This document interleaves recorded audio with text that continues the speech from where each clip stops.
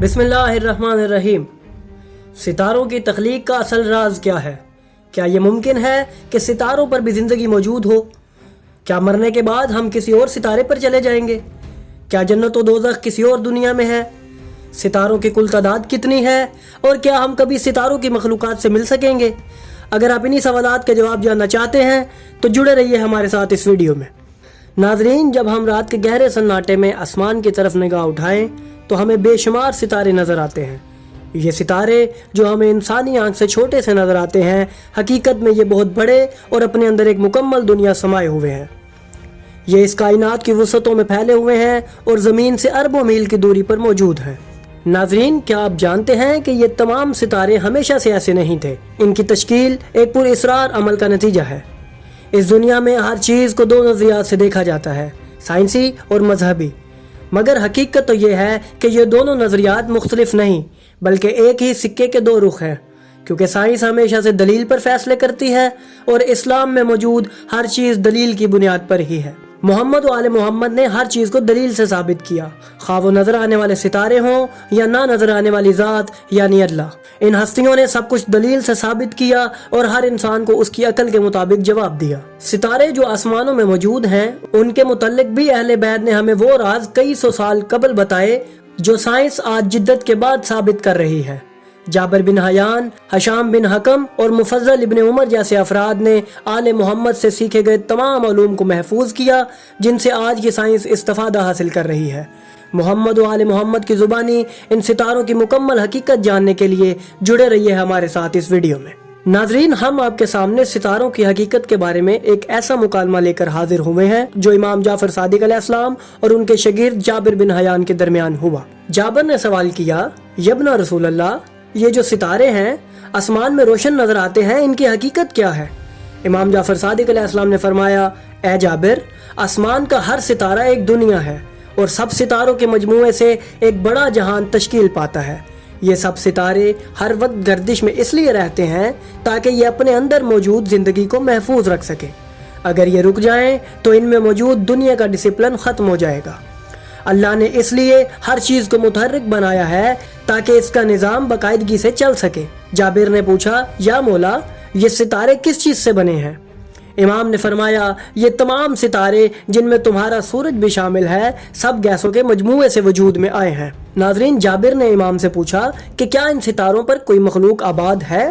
امام نے فرمایا، ہاں، وہاں پر بھی ہماری طرح کی کئی مخلوقات آباد ہیں جو اپنے رب کی عبادت کرتی ہیں۔ جابر بن حیان نے پوچھا کہ کیا ہم ان سے مل سکتے ہیں؟ امام نے ارشاد فرمایا، ان کے دور ہونے کے باعث انسان ان تک رسائی نہیں پا سکتا۔ جابر نے امام سے پوچھا کہ اس بات کا کیا ثبوت ہے کہ ان کا کوئی وجود ستاروں پر قائم ہے؟ امام نے فرمایا، اللہ نے قرآن میں ایسی مخلوقات کا بھی ذکر کیا ہے جنہیں انسان نہیں دیکھ سکتا، اور وہ تمام مخلوقات اسی میں شامل ہیں۔ وہ مخلوقات ہم انسانوں جیسی ہیں یا ہم سے برتر انسانوں جیسی؟ ناظرین، یہاں پہ ایک اہم راز بیان ہوا ہے جس پر غور کرنے سے انسان دوسری دنیا اور دوسری مخلوقات کا پتہ لگا سکتا ہے۔ امام کا یہ فرمانا کہ وہ ہم سے برتر انسانوں کی مانند بھی ہو سکتی ہے، یہ جملہ اپنے اندر کئی خفیہ راز سمائے ہوئے ہیں۔ اب جابر بن حیان نے امام سے پوچھا کہ یا مولا، اس جملے کا کیا مطلب ہے؟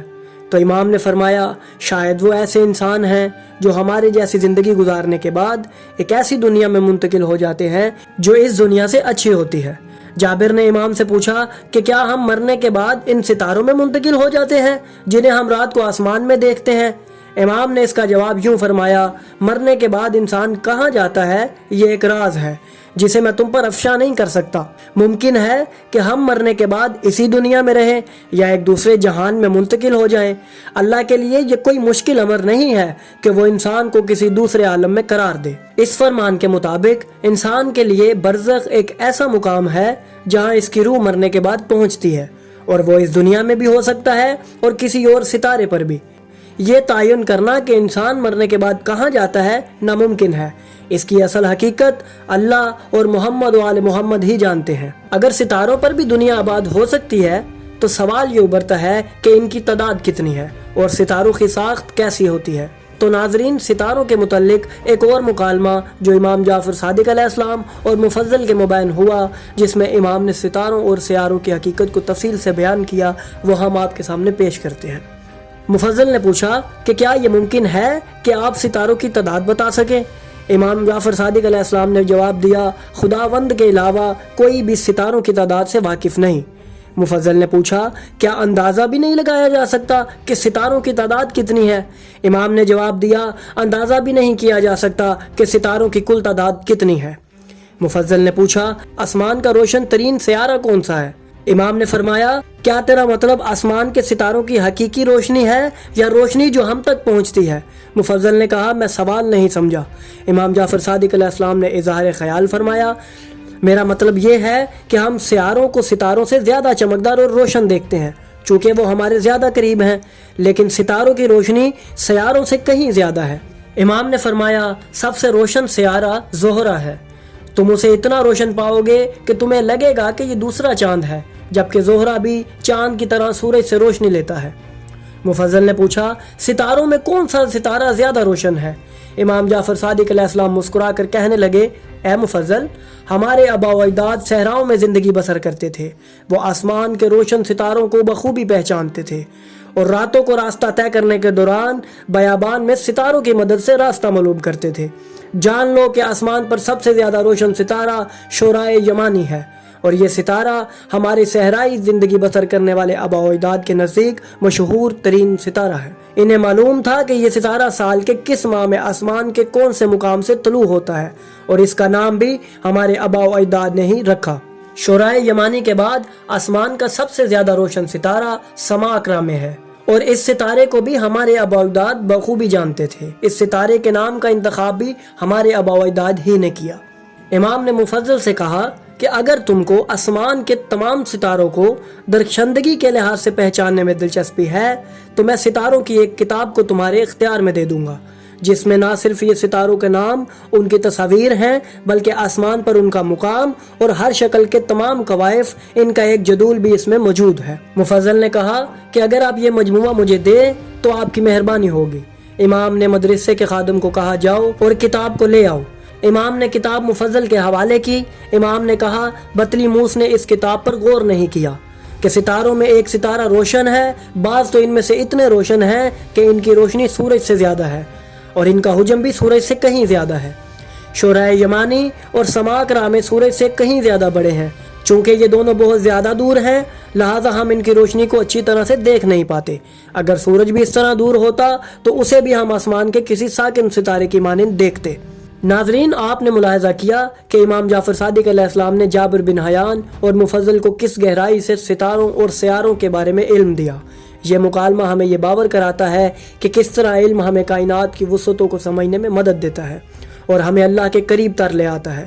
امام کی یہ تعلیمات ہمیں سوچنے، غور کرنے اور علم کی روشنی کو اپنانے کا پیغام دیتی ہے تاکہ ہم کائنات کو سمجھنے کی کوشش میں اپنے خالق کی قربت حاصل کر سکیں۔ یہ مکالمہ جابر بن حیان کی لکھی گئی کتابوں میں موجود ہے اور اس کا اردو ترجمہ بھی کئی کتابوں میں ہمیں مل سکتا ہے۔ ان تمام علوم کو محمد و آل محمد نے اپنے شاگردوں کو سکھایا، اور امام جعفر صادق علیہ السلام جب بھی درس دیتے تو خاص طور پر اپنے شاگردوں کو تلقین کرتے کہ وہ ان کی بتائی گئی باتوں کو لکھا کریں تاکہ آنے والے لوگ ان سے مستفید ہوں۔ اہل بیت نے 1400 سال پہلے ایسے راز اپنی احادیث میں بیان کر دیے تھے جن پر اگر تحقیق کی جائے تو انسان بہت کچھ نیا دریافت کر سکتا ہے۔ ناظرین، دنیا کیسے وجود میں آئی اور اس کی اصل حقیقت کیا ہے، اس پر امام کا مکمل خطبہ موجود ہے جسے ہم آنے والی کسی ویڈیو میں بیان کریں گے۔ تو اگر آپ کو ہماری یہ کاوش پسند آئی تو ہماری اس ویڈیو کو لائک کریں، ہمارے چینل کو سبسکرائب کریں اور بیل آئیکن کو بھی دبا دیں تاکہ آپ کو ہماری آنے والی مزید ویڈیوز ملتی رہیں اور آپ علم سے مستفید ہوتے رہیں۔